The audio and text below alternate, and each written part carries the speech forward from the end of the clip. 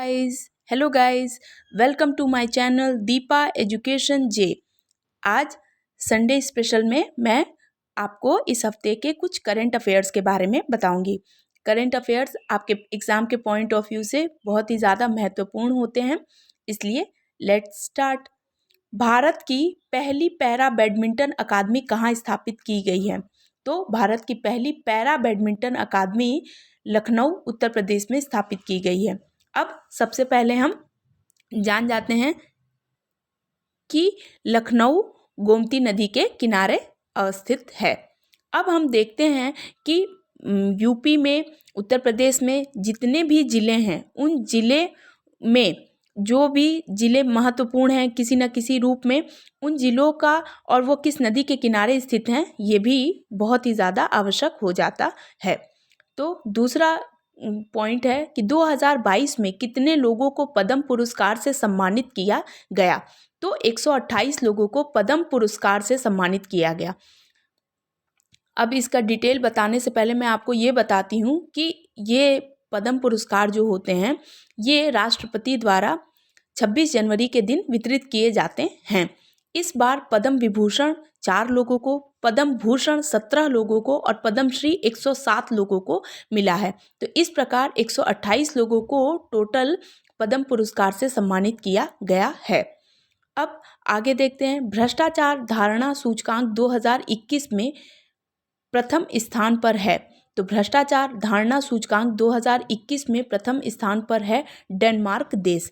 अब यहाँ पर मैं आपको बताना चाहती हूँ कि डेनमार्क और 2 और देश भी प्रथम शीर्ष पर हैं, परंतु इनमें से डेनमार्क प्रथम स्थान पर है।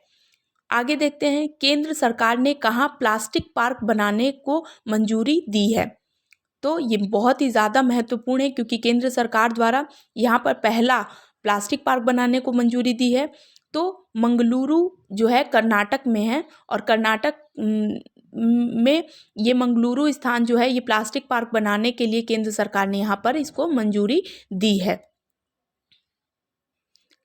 कर्नाटक दक्षिण भारत की संस्कृति के लिए भी विशेष रूप से प्रसिद्ध है। आईसीसी महिला क्रिकेटर ऑफ द ईयर के लिए राचेल हेट्रो फ्लिंट ट्रॉफी से सम्मानित किया गया। तो स्मृति मंधाना जो भारत की हैं, उन्हें आईसीसी महिला क्रिकेटर ऑफ द ईयर के लिए राचेल हेट्रो फ्लिंट ट्रॉफी से सम्मानित किया गया। आगे देखते हैं कि राष्ट्रीय बालिका दिवस पर रंगोली उत्सव उमंग का आयोजन किस मंत्रालय द्वारा किया गया? तो राष्ट्रीय बालिका दिवस, सबसे पहले राष्ट्रीय बालिका दिवस जो है वो 24 जनवरी को मनाया जाता है और रंगोली उत्सव उमंग का आयोजन संस्कृति मंत्रालय द्वारा किया गया। आगे हम देखते हैं कि नेताजी रिसर्च ब्यूरो द्वारा नेताजी अवार्ड 2022 से सम्मानित किया गया। किसे? तो शिंजो आबे। अब मैं आपको शिंजो आबे के बारे में 2 लाइन में बताती हूँ कि शिंजो आबे जापान के 57वें क्रम के और वर्तमान प्रधानमंत्री हैं और ये लिबरल डेमोक्रेटिक पार्टी के अध्यक्ष के रूप में सेवा करने वाले एक जापानी राजनीतिज्ञ हैं जिन्हें भारत में नेताजी अवार्ड से सम्मानित किया गया है। आगे हम देखते हैं कि 12वां हैदराबाद साहित्य महोत्सव 2022 में अतिथि राष्ट्र कौन सा चुना गया? तो यद्यपि ये महोत्सव जो है वो वर्चुअली रहा है और इसमें अतिथि राष्ट्र यूनाइटेड किंगडम है, यूके है और फोकस भाषा या किस भाषा पर फोकस किया गया है? तो पंजाबी भाषा को इसमें फोकस किया गया है। ये बहुत ही ज़्यादा महत्वपूर्ण है ये हैदराबाद साहित्य महोत्सव। इसमें अतिथि राष्ट्र यूनाइटेड किंगडम और फोकस लैंग्वेज जो है किस भाषा पर फोकस किया गया है? तो पंजाबी। आदि बद्री बांध के निर्माण के लिए किन 2 राज्यों के बीच समझौता हुआ है? तो हिमाचल प्रदेश और हरियाणा के बीच। तो इस बांध निर्माण के लिए मैं आपको बताना चाहती हूँ कि अभी हाल ही में 21 जनवरी को हरियाणा के मुख्यमंत्री हैं मनोहर लाल खट्टर। फिर से बताती हूँ कि हरियाणा के मुख्यमंत्री मनोहर लाल खट्टर ने कहा कि आदि बद्री बांध के निर्माण से पौराणिक सरस्वती पुनर्जीवित होगी, सरस्वती नदी। तो आदि बद्री बांध किस नदी पर है? तो सरस्वती नदी पर है, और इससे सरस्वती नदी पुनर्जीवित होगी। तो इसके लिए दो राज्यों के बीच में समझौता हुआ, और इससे उनके एक पड़ोसी राज्य हरियाणा को, हिमाचल प्रदेश, इन दोनों को बहुत ही ज़्यादा फायदा होगा। और सरस्वती नदी, चूँकि वैदिक काल में भी इस नदी का विशेष महत्व है, तो इस नदी के पुनर्जीवित के लिए ये समझौता अभी 21 जनवरी को हाल ही में किया गया है, और इससे इन दोनों राज्यों को फायदा भी होगा, और इससे थोड़ा धार्मिक पक्ष मजबूत होगा, क्योंकि सरस्वती नदी हमारे वैदिक काल से ही बहुत ही पवित्र नदी मानी जाती है। आगे देखते हैं कि किस भारतीय खिलाड़ी को परम विशिष्ट सेवा मेडल से सम्मानित किया गया। तो नीरज चोपड़ा को परम विशिष्ट सेवा मेडल से सम्मानित किया गया।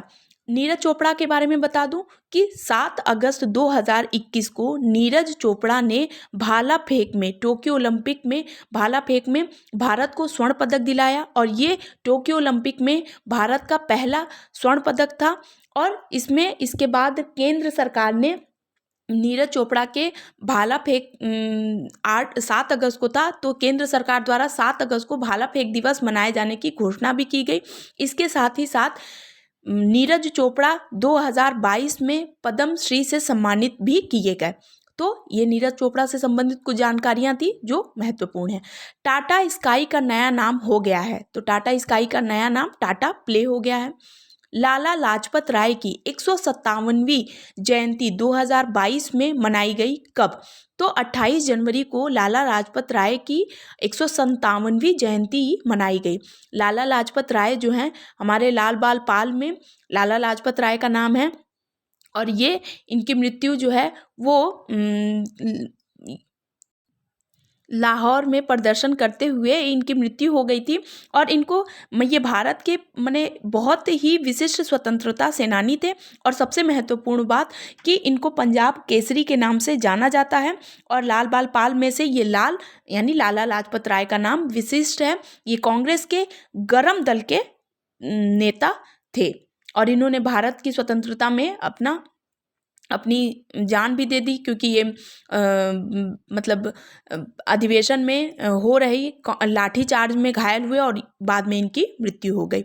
तो 157वीं जयंती 28 जनवरी 2022 को मनाई गई है। वर्ष 2022 के लिए प्रधानमंत्री राष्ट्रीय बाल पुरस्कार से कितने बच्चों को प्रदान किया जाएगा? तो वर्ष 2022 के लिए पीएम राष्ट्रीय बाल पुरस्कार से 29 बच्चों को प्रदान किया जाएगा। और ये बाल पुरस्कार जो है ये भी बहुत ही ज़्यादा महत्वपूर्ण हैं। तो करंट अफेयर्स में आज के इस सेशन में सिर्फ इतना ही। ये इस हफ्ते के कुछ करंट अफेयर्स हैं, और इसमें से स्पेशली जो समझौते हुए हैं और जो सम्मान दिया गया है ये बहुत ही ज़्यादा महत्वपूर्ण है आपके एग्ज़ाम के पॉइंट ऑफ व्यू से। और इसे मैंने बहुत ही ईजी लैंग्वेज में लिखा है। आप लोगों से एक रिक्वेस्ट भी है कि प्लीज़ आप वीडियोस में कोई भी कमी है या कुछ भी है तो प्लीज़ आप मुझे बताइए कमेंट बॉक्स में, ताकि मैं इसे और भी ज़्यादा इम्प्रूव करूँ। यद्यपि मैंने इसे बहुत ही इजी लैंग्वेज में लिखाने का प्रयास होता है हमारा, ताकि आपको चीज़ें एक बार में ही समझ में आ जाए।